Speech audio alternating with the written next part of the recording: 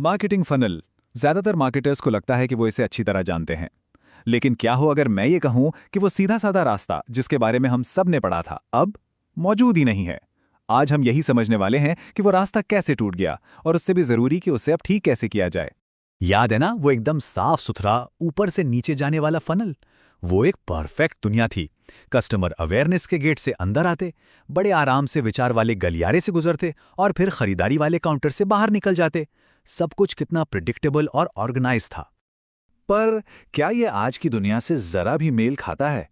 एक ऐसी दुनिया जहां कोई भी अपनी जर्नी एक इंस्टाग्राम एड से शुरू कर सकता है, या किसी टिकटॉक रिव्यू से, या फिर बस एक गूगल सर्च से। क्या वो सीधा रास्ता अब भी है? असलियत कुछ ऐसी दिखती है, पूरी तरह बिखरी हुई। वो पुराना फनल अब टूट चुका है। अब ये एक रेत घड़ी की तरह है, लेकिन जिसके कोई नियम नहीं है। लोग बीच में कूद सकते हैं, ऊपर वापस जा सकते हैं, या कहीं से भी बाहर निकल सकते हैं। उनका अगला कदम क्या होगा, कोई नहीं जानता। तो इस उलझन में रास्ता कैसे ढूंढा जाए? इसके लिए एक नए नक्शे की जरूरत है। एक ऐसा मैप जो इस कॉम्प्लेक्स रास्ते को समझता है और हमें गाइड करने में मदद करता है। तो चलिए इस मॉडर्न गाइड को खोलते हैं। ये नया नक्शा 3 मेन हिस्सों में बटा है। टोफू यानी टॉप ऑफ द फनल, मोफू यानी मिडल ऑफ द फनल, और बोफू यानी बॉटम ऑफ द फनल। हाँ, हम मार्केटर्स को अपने ये शॉर्ट फॉर्म्स बहुत पसंद है, लेकिन ये सिर्फ शब्द नहीं है। ये आज की कस्टमर जर्नी के अलग-अलग पड़ावों को समझने का एक तरीका है। देखिए, हर स्टेज पर एक अलग माइंडसेट होता है।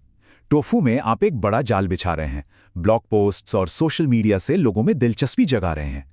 मोफू में आप उन लोगों को नर्चर कर रहे हैं जो इंटरेस्ट दिखा चुके हैं, वो उत्सुक हैं, और आप उन्हें वेबिनार्स और गाइड्स के जरिए और गहराई में ले जाते हैं। और बोफू तक आते आते ये आखिरी पड़ाव है। आप कस्टमर स्टोरीज और स्पेशल ऑफर्स के साथ उनके शक को भरोसे में बदल रहे हैं। तो हमारे पास अब एक नक्शा है, लेकिन कोई भी नक्शा तभी काम का है जब उसे चलाने के लिए एक इंजन हो। इस कॉम्प्लेक्स हमेशा चलने वाली कस्टमर जर्नी को बड़े पैमाने पर संभालने के लिए कुछ पावरफुल चाहिए, और वो पावर आती है मार्केटिंग ऑटोमेशन से। नहीं, ये सिर्फ ईमेल्स शेड्यूल करने के बारे में नहीं है। ये एक इंटेलिजेंट ऑटोमेटिक इकोसिस्टम बनाने जैसा है। जरा सोचिए, एक क्लिक से एक कॉम्प्लेक्स चेन रिएक्शन शुरू होता है। एक पर्सनलाइज्ड ईमेल जाता है, एक सही समय पर एसएमएस पहुंचता है, सोशल मीडिया पर इंटरैक्शन होता है, और आपका सीआरएम भी तुरंत अपडेट हो जाता है। सब एक साथ, बिना किसी इंसानी हाथ लगे। और अगर आपको लगता है कि ये कोई छोटा मोटा ट्रेंड है, तो दोबारा सोचिए। 76% बड़ी कंपनियां पहले से ही किसी न किसी तरह का मार्केटिंग ऑटोमेशन इस्तेमाल कर रही हैं। ये अब कोई नाइस टू हैव चीज नहीं है। कंपटीशन में बने रहने के लिए ये जरूरी है। तो इससे होता क्या है? ये आपकी टीम को उबाऊ कामों से आज़ाद करता है, ताकि वो बड़े आइडियाज़ पर फोकस कर सकें। ये आपकी टीम को सुपर पावर देता है, जिससे आप बिना नए लोगों को रखे ज़्यादा काम कर सकते हैं। ये सारे बिखरे हुए डेटा को एक जगह लाकर कंफ्यूजन को खत्म करता है, और ये पक्का करता है कि हर कस्टमर को एक जैसा बेहतरीन अनुभव मिले। टेक स्टैक सुनने में थोड़ा टेक्निकल लग सकता है, पर इसे एक रेसिपी की तरह समझिए। ये उन सभी चीज़ों या टूल्स की लिस्ट है जिनकी ज़रूरत आपको अपना ऑटोमेटेड इंजन बनाने के लिए पड़ेगी। चलिए देखते हैं कि ये सारे टुकड़े एक साथ कैसे फिट होते हैं। एक मजबूत स्टैक में 4 लेयर्स होती हैं। सबसे नीचे है आपकी नींव, यानी आपका सीआरएम, जहां सारा कस्टमर डेटा रहता है। अगली लेयर है ऑटोमेशन इंजन, जो एक दिमाग की तरह काम करता है और अलग-अलग ऐप्स को बताता है कि उन्हें मिलकर क्या करना है। फिर आते हैं चैनल स्पेसिफिक टूल्स, जैसे एसएमएस के लिए जो मैसेज पहुंचाते हैं। और सबसे ऊपर है आपकी ऑपरेशंस लेयर, जो सब कुछ ट्रैक करती है और आपको बताती है कि क्या काम कर रहा है और क्या नहीं। आइए इसे एक्शन में देखते हैं। एक पोटेंशियल कस्टमर आपके फेसबुक ऐड पर क्लिक करता है। पलक झपकते ही ऑटोमेशन उनका नाम आपके सीआरएम में डाल देता है, उन्हें एक वेलकम एसएमएस भेजता है और आपकी सेल्स टीम को स्लैक पर अलर्ट कर देता है।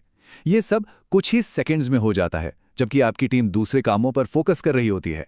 यही तो है ऑटोमेशन का जादू। जब बात ऑटोमेशन इंजन की आती है, तो 2 बड़े खिलाड़ी हैं, ज़ैपियर और मेक। ज़ैपियर को एक स्प्रिंटर की तरह समझिए, तेज, सेटअप करने में आसान और छोटे-मोटे कामों के लिए बिल्कुल सही। वहीं मेक एक मैराथन रनर जैसा है, ज्यादा कॉम्प्लेक्स वर्कफ्लोज के लिए बना, जो आपको बड़े पैमाने पर जबरदस्त पावर और फ्लेक्सिबिलिटी देता है। सही चैनल चुनने से कितना फर्क पड़ सकता है? जमीन आसमान का। एसएमएस का ओपन रेट 90% से भी ज्यादा होता है और ईमेल का लगभग 20%। इसका मतलब है कि 5 में से 4 ईमेल तो कभी देखे भी नहीं जाते। ऑटोमेशन आपको सिर्फ मैसेज भेजने में मदद नहीं करता, बल्कि ये पक्का करता है कि वो सही चैनल पर पहुंचें ताकि लोग उसे सच में सुने। तो हमारे पास एक नया नक्शा है और एक पावरफुल इंजन भी। ये सब हमें कहाँ ले जाता है? एक नई सोच की तरफ। मॉडर्न मार्केटिंग लोगों को एक तय रास्ते पर धकेलने का नाम नहीं है, ये उनके लिए तैयार रहने का नाम है, चाहे वो कहीं भी हों और कभी भी आएं। और ये बात बहुत जरूरी है, ऑटोमेशन आपकी स्ट्रैटेजी की जगह नहीं लेता, बल्कि उसे और ताकतवर बनाता है। ये आपकी टीम को बार बार होने वाले रोबोटिक कामों से आज़ाद करता है ताकि वो उन चीज़ों पर ध्यान दे सकें जो सच में मायने रखती हैं: क्रिएटिविटी, स्ट्रैटेजी और कस्टमर से अच्छे रिश्ते बनाना। और इसके नतीजे साफ दिखते हैं।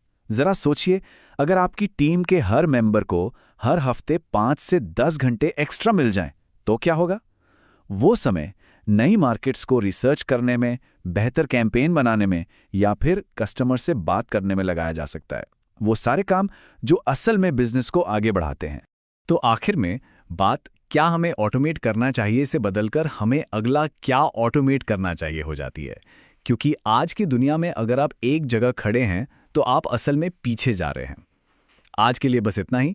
अब ये आपके ऊपर है कि आप अपने इंजन को कैसे स्टार्ट करते हैं।